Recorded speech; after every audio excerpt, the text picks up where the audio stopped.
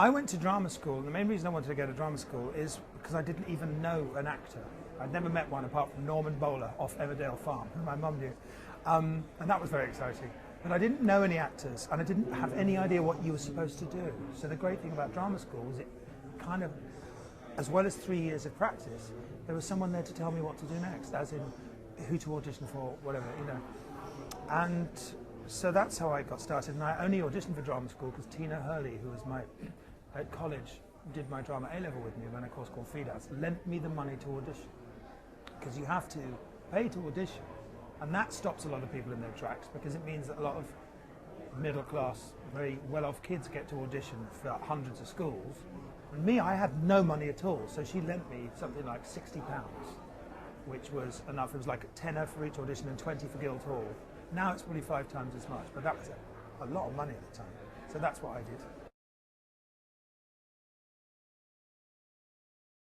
It's very difficult to say, but there is lots of different images from different things. It wasn't one TV show, it wasn't one different film, but little snippets of performances I remember. And I've said this many times before, but it was watching Charles Lawton in The Hunchback of Notre Dame.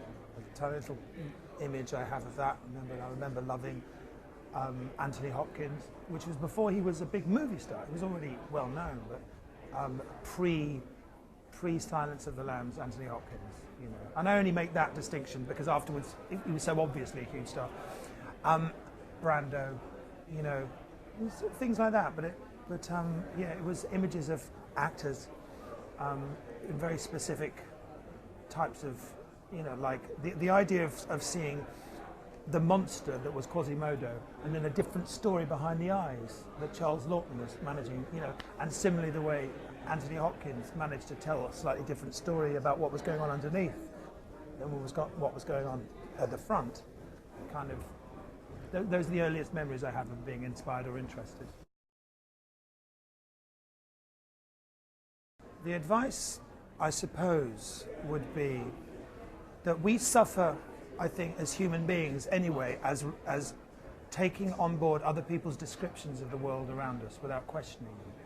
You know, and I think it's very good to be curious, and I think it's always good to re-examine not only the things about you, but the things about the world, but the things about yourself. And I think, in the end, I learned at drama school by surrendering all my oddities, that the one thing that I had was my oddities. And by the time I found them and got in contact with them again, I fought for them very strongly. So I think the best thing you can do is retain what it is about yourself that makes you you, because that in the end is all you have to work with. Don't give it away.